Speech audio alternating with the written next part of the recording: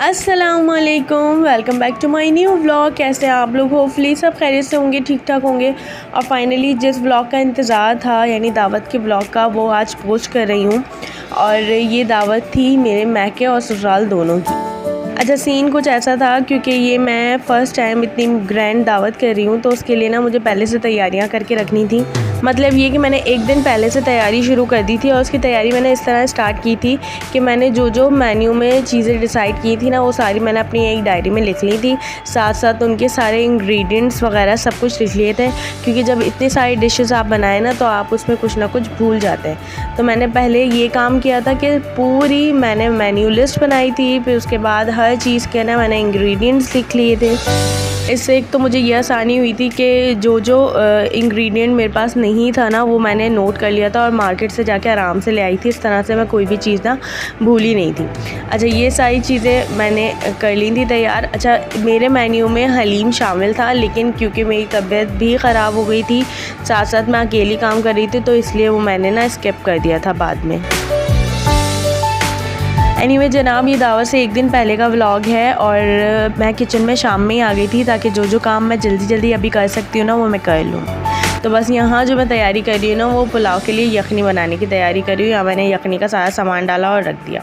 अच्छा, उसके बाद ना मैं बैठ गई थी कीमा करने के लिए। और मुझे कीमा चाहिए था स्पैगेटीज़ वगैरह के लिए।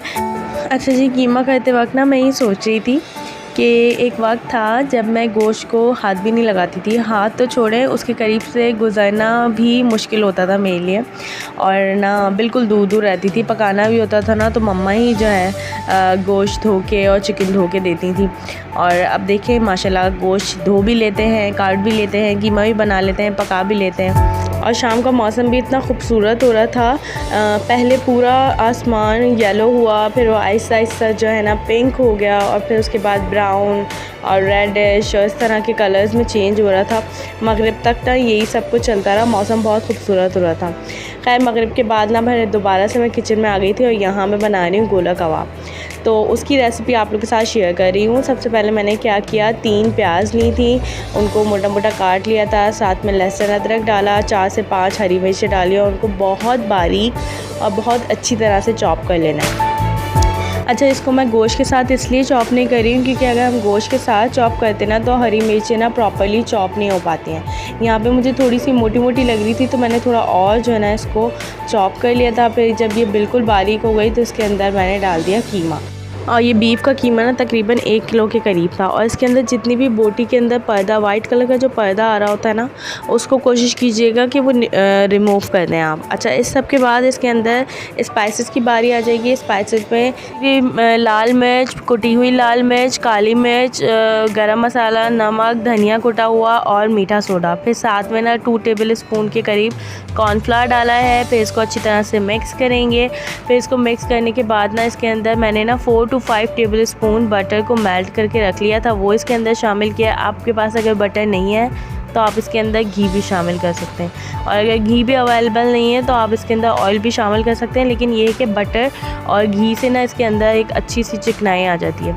अच्छा, इस तरह की पर्दा जो भी निकले ना, उसको आप रिमूव करते जाएगा, क्योंकि ये क्या करते हैं, गोला कबाब को ना श्लिंक कर देते हैं। अच्छा, यहाँ पे मैंने जो कीमा किया था वो सही से नहीं हुआ था, लेकिन बहरहाल मैंने जल्दी जल्दी से ना उसको भून के और ना गलने के लिए छोड़ दिया था। और आज खाना ना मम्मा की तरफ से आया था, और मम्मा ने बनाए थे आलू के पराठे, और इतने यमी बने थे। क्योंकि वकार साहब जो हैं वो शादी में गए हुए थे, तो मैं और बड़े अब्बू ही थे, तो मम्मा ने कहा था कि आज खाना मेरी तरफ से। मैंने यहाँ कौरमे का गोश्त भी गला लिया था, और साथ में ना एक कोयला रख दिया था अच्छी तरह से। उसको जब रेड हॉट हो गया, तो उसके अंदर ना हल्का सा ऑयल डाल के और फिर ढक दिया, ताकि ना इस गोला कबाब में ना इसकी धुनी अच्छी से आ जाए। बस फिर इसको मैंने 1-2 मिनट के लिए ही रखा था, और फिर निकाल लिया था। और इसको निकालने के बाद मैंने इसको तकरीबन 10 मिनट के लिए ना ऐसे छोड़ दिया था। उसके बाद जाके ना मैंने इसके गोला कबाब बनाए थे। और अगर आप 10 मिनट से ज़्यादा रखें तो फिर कोशिश कीजिएगा कि फ्रिज में रखें। अच्छा, इसके बाद ना मैंने एक पैन ले लिया था और उसकी मदद से ना इसको गोल करके गोला कबाब की शेप दे दी थी। आप पैन की जगह जो है सीख भी ले सकते हैं या कोई और दूसरी इस तरह की चीज़ भी ले सकते हैं। बस उसको इस तरह से मैंने सारे गोला कबाब बना लिए थे और गोला कबाब बनाने के बाद भी ना मैंने इसको 10 से 15 मिनट के लिए रेस्ट दिया था, उसके बाद फ्राई किए थे। अच्छा, ये मैंने ना हाफ़ फ्राई करके रख दिए थे। अगर तो आप लोग पहले से ही तैयारी कर रहे हैं मेरी तरह किसी दावत की, या आप बनाकर फ्रीज़ करना चाहते हैं, तो उसके लिए ज़रूरी है कि आप इसको हाफ़ फ्राई करके फिर रखें, वरना ये ख़राब हो जाएंगे।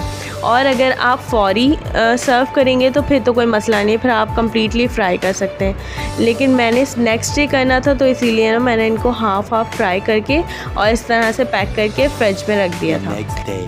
और बस में इसके बाद दावत का दिन स्टार्ट हो गया था। तो बस सबसे पहले तो मैंने ना कीमा चढ़ा दिया था और यहाँ पे फिर मैंने स्पैगेटीज़ की तैयारी कर ली थी। दावत के दिन थोड़ा सा टाइम कम होता है, तो इसलिए इसकी प्रॉपर रेसिपीज़ और प्रॉपर वीडियोस नहीं बनी, लेकिन थोड़ी थोड़ी फिर भी मैंने बनाई है ताकि आप लोग को सब कुछ दिखाती रहूँ कि क्या कर रही हूँ और क्या नहीं। यहाँ मेरा कीमा तैयार हो गया है और सेवइयों का ज़र्दा भी तैयार हो गया है। सेवइयों का ज़र्दा जो है ना मैंने ज़हरा से बनवाया था, क्योंकि तबीयत बहुत ख़राब हुई थी और ज़हरा की अपनी भी तबीयत सही नहीं थी, लेकिन उसने मेरी वजह से ना आके ज़्यादा फिर भी बना दिया था। और अल्हम्दुलिल्लाह यहाँ हमारे मेहमान भी आ गए थे माशाल्लाह, छोटे छोटे से प्यारे प्यारे से सारे मेहमान आ गए थे। तो बस अब हमारा सारा काम ख़त्म हो गया था। बस आखिरी काम था कि मुझे पुलाव के चावल डालने हैं, उसको दम लगाना है, यखनी वखनी सब कुछ तैयार थी। तो यहाँ मैंने बस पुलाव के चावल वावल डाले थे और उसको दम लगा दिया था, क्योंकि भूख बहुत शदीद लग रही थी और टाइम भी ना बस होने ही वाला था। तो मैंने ये काम 8 बजे किया था। साथ साथ मैंने गोला कबाब भी फ्राई करने के लिए रख दिए थे। ये बिल्कुल लो आंच पे मैंने रखे थे, आराम से बिल्कुल, ताकि ये आराम से गल जाएं, ऐसा ना हो कि कहीं से कच्चे रह जाएं। तो ये बहुत स्लो आराम से पकते रहे थे। हाफ़ ये ऑलरेडी डन थे, बस हाफ़ इनको डन करना था। और यहाँ हमारे प्यारे प्यारे से छोटू मोटू से सारे गेस्ट आ गए थे और फाइनली फिर खाना लगा दिया था। ये कोरमा बनाया है, साथ में सैलड, रायता, यहाँ पे स्पैगेटीज़ तैयार हैं और पुलाव और फिर कीमा भुना खड़े मसाले का कीमा मैंने बनाया था। और यहाँ पे सारा खाना सर्व हो गया है। खाना वाना खाने के बाद यहाँ पे बस जाने की बारी आ रही है, तो हम लोग इनको सी ऑफ करने के लिए ना नीचे उतर रहे थे। दावत के बाद मुझे चढ़ गया था बुखार और उसके बाद मेरी बिल्कुल हिम्मत नहीं थी, यहाँ तक कि मैंने अपना किचन भी साफ़ नहीं किया था। किचन भी मम्मा ने आके साफ़ किया था और बाकी सारा कुछ समेटा मैंने नेक्स्ट डे था, क्योंकि ये घर की खुशी में दावत थी, तो इसलिए सब ने हमें बहुत अच्छे से गिफ्ट्स भी दिए थे। वो इंशाल्लाह मैं अपने नेक्स्ट व्लॉग में आप लोगों को दिखाऊंगी। दावत करना आसान नहीं होता, लेकिन अगर थोड़ी सी मैनेजमेंट से किया जाए ना तो कोई भी चीज़ मुश्किल नहीं होती। जिस तरह मैंने एक दिन पहले से सारा गोश्त गला के रख लिया था और नेक्स्ट डे सिर्फ मसाला वसाला भूनने की बारी थी, तो इस तरह से मुझे बहुत आसानी हो गई थी। उम्मीद करती हूँ आज कुछ सीखने का मौका मिला होगा आप लोगों को। मुझे अपनी दुआओं में याद रखिएगा, अपना बहुत सारा ख्याल रखिएगा। अल्लाह हाफ़िज़।